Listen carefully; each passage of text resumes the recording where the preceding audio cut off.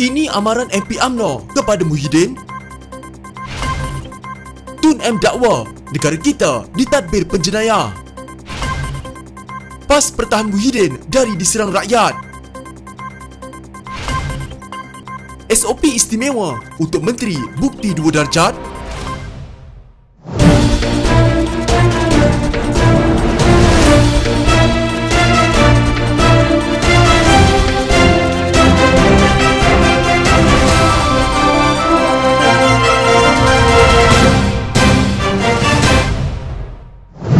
Ahli Parlimen Padang Rengas Nazri Abdul Aziz adalah antara 5 anggota Dewan Rakyat dari UMNO yang dipotong peruntukannya oleh kerajaan pimpinan Muhyiddin Yassin. Menurut Nazri, apa yang dilakukan Presiden Bersatu itu sebenarnya merupakan hukuman kepada rakyat Padang Rengas yang diwakilinya. Dia Muhyiddin kena ingat, kalau dia nak hukum saya, bukan saya yang menanggungnya. Ini rakyat tahu, dia menghukum rakyat. Saya dah sokong bajet. Dia bertanggungjawab untuk memastikan rakyat di Padang Rengas mesti mendapat peruntukan yang dijanjikan kepada ahli parlimen lain yang menyokong bajet. Katanya ketika dihubungi Malaysia Kini. Menurut Nazri lagi, Perdana Menteri perlu menunaikan janji yang dinyatakan dalam Belanjawan 2021 kerana rakyat Padang Rengas berhak mendapat peruntukan itu. Pun begitu, Nazri dilihat enggan memberikan komen lanjut. Terserah kepada dia jika dia nak mendiskriminasi rakyat di Padang Rengas. Wang itu tiada kena-mengena dengan saya. Tugas saya hanyalah menyerahkan peruntukan itu kepada rakyat. Sekiranya orang tanya saya akan beritahu mereka Perikatan Nasional tak bagi peruntukan, itu saja, katanya. Pada 3 Februari, Presiden UMNO Ahmad Zaid Hamidi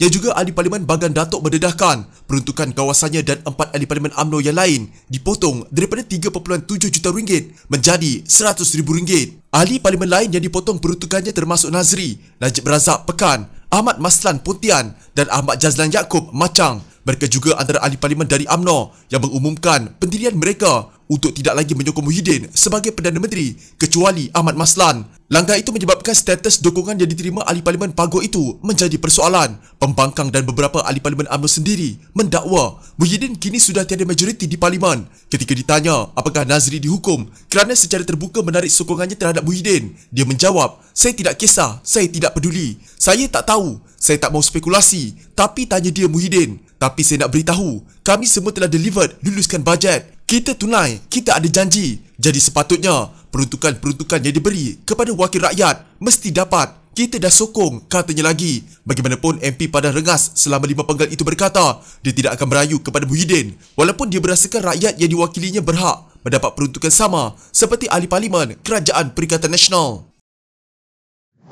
Kerajaan Perikatan Nasional didukung individu tertentu yang mempunyai rekod jenayah dan hakikat ini menyumbang kepada peningkatan amalan rasuah di Malaysia, kata Dr. Mahathir Mohamad. Bekas Perdana Menteri itu turut mendakwa rasuah menyebabkan kejatuhan Kerajaan Pakatan Harapan yang dipimpinnya selama 22 bulan setelah beberapa ahli parlimen gabungan itu berpaling tadah dan menyertai pembangkang ketika itu. Mahathir berkata, pembangkang ketika itu dipimpin oleh orang yang disyaki atau sudah dibicarakan di mahkamah atas pelbagai jenayah. Jadi kerajaan sekarang terdiri daripada orang yang mempunyai rekod jenayah. Nampak seolah mereka ada pengaruh yang kuat ke atas kerajaan. Jadi tahap rasuah di Malaysia sudah cecah paras yang begitu tinggi sehingga membahayakan kerajaan, kata beliau dalam wawancara khas dengan FMT. Mahathir tidak menamakan individu yang dikatakan itu, namun menegaskan bahawa Kerajaan Perikatan Nasional pimpinan Muhyiddin Yassin menggunakan begitu banyak dana untuk membeli sokongan. Beliau juga berkata, skandal 1MDB membuktikan bahawa keseluruhan kerajaan boleh dibeli, sekaligus menyalahkan keseriusan masalah rasuah di Malaysia. Mahathir berkata,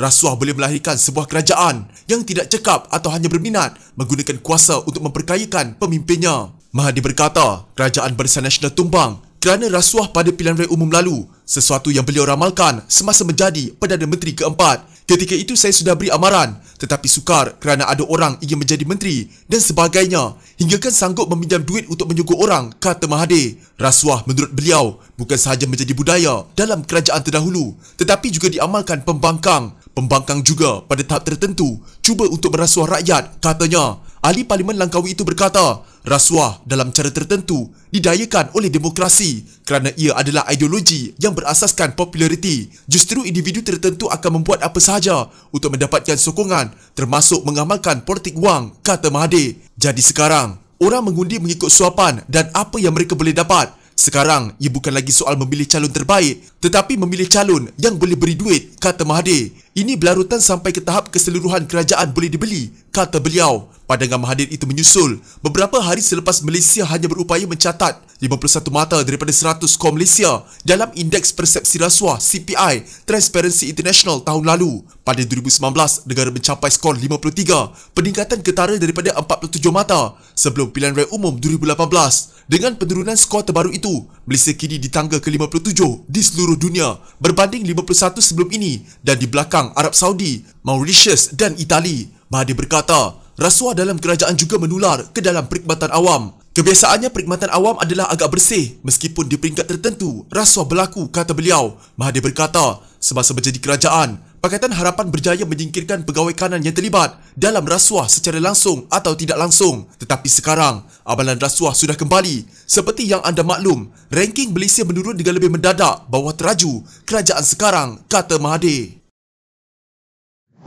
Dewan Pemuda PAS Malaysia DPPM melihat serangan terhadap Perdana Menteri Tan Sri Muhyiddin Yassin dengan pelbagai hamburan kata-kata jelek di media sosial rasmi pemimpin atau institusi tertinggi negara sebagai tindakan melampau. Ketuanya Senator IRTS Khairin Nizam Khairuddin berkata, para pembenci itu adalah golongan yang mementingkan diri dan mempunyai motif sebab mereka tidak tahu meletakkan kritikan pada tempatnya. Mereka melontarkan kebencian dengan merencahkan keburukan dan memarakkan segala ketidakpuasan hati. Ternyata diapi-apikan secara berlebihan. Sedangkan kesopanan dan kesusilaan adalah rukun negara yang menunjukkan salah satu penghormatan serta ciri sepatutnya ada pada rakyat Malaysia, katanya dalam kenyataan kepada media hari ini. Khairin Nizam berkata, mereka tidak tahu membataskan jari jemari sendiri hingga menampakkan tiada kesetiaan kepada raja dan negara yang juga satu daripada rukun negara. Kerana itu, ujar beliau, tidak pelik perkara sama dibawa hingga ke platform pemimpin negara lain yang ketara menunjukkan rasa tidak hormat kepada sesiapa sahaja. Walhal Perdana Menteri telah bertindak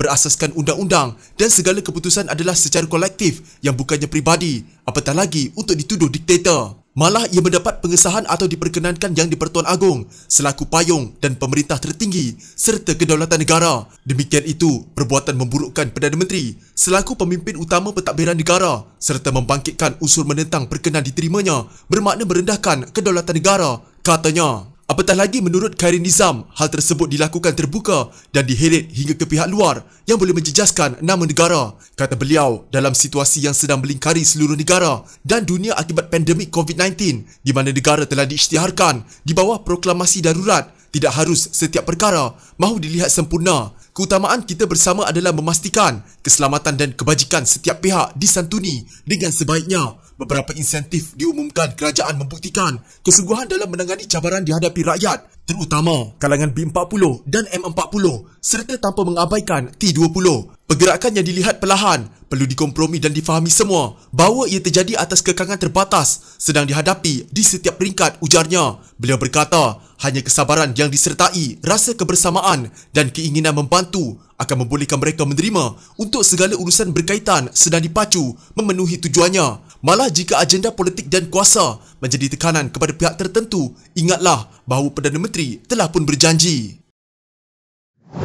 Menteri Kesihatan Dr. Adham Baba telah mengeluarkan perintah yang melonggarkan peraturan kuarantin kepada rakan-rakan anggota kabinet yang melakukan perjalanan rasmi ke luar negara. Perintah tersebut pada dasarnya mengurangkan tempoh kuarantin menteri dari 10 ke 3 hari. Perintah itu dinamakan Pencegahan dan Pengawalan Penyakit Berjangkit Pengecualian 2021 yang ditandatangani Adham dan akan berkuat kuasa hari ini, 9 Februari. Perintah itu menyatakan Menteri Dr. Adham Baba mengecualikan jemaah menteri yang kembali dari mana-mana lawatan rasmi luar negara daripada pemakaian Seksyen 15 Akta. Ini berujuk kepada Akta 342 Pencegahan dan Pengawalan Penyakit Berjangkit 1988. Seksyen 15 Akta ini memperuntukkan seseorang pegawai diberi kuasa boleh memerintahkan supaya mana-mana kontak menjalani pemerhatian di mana-mana tempat dan bagi apa-apa tempoh yang difikirkannya patut atau menjalani pengawasan sehingga dia boleh dilepaskan tanpa membahayakan orang ramai. Dengan perintah yang dikeluarkan Dr. Adham, anggota kabinet tidak perlu menjalani prosedur operasi standard SOP tempoh kuarantin 10 hari yang ditetapkan kerajaan untuk mereka yang masuk dari luar negara. Jemaah menteri yang kembali dari mana-mana lawatan rasmi luar negara hendaklah menjalani pemerhatian selama 3 hari atau menjalani pengawasan sehingga boleh dilepaskan tanpa membahayakan orang ramai, kata syarat pengecualian Akta 342 dalam perintah Menteri Kesihatan itu. Tidak jelas sekiranya perintah itu akan dikenakan terhadap Perdana Menteri Muhyiddin Yassin yang kembali ke Malaysia pada Jumaat lalu 5 Februari setelah lawatan rasmi 2 hari ke Indonesia. Jika perintah itu berlaku atas Muhyiddin, maka dia bebas daripada kuarantin pada hari yang sama perintah itu dikuatkuasakan. Menteri Luar Negeri Hishamuddin Hussein juga dalam perjalanan rasmi ke Abu Dhabi. Dia akan pulang ke Malaysia setelah perintah itu berkuatkuasa dan oleh itu hanya perlu menjalani kuarantin selama 3 hari. Pada Ogos tahun lalu, Menteri Perusahaan, Perdagangan dan Komoditi Khairuddin Ahmad Razali didenda RM1,000 setelah gagal mematuhi peraturan kuarantin selepas kembali dari Turki. Jika anda mempunyai gejala seperti demam, batuk dan sesak nafas, jangan berlengah untuk terus ke klinik atau hospital bagi menjalani ujian saringan. Bersama kita tangani wabak COVID-19.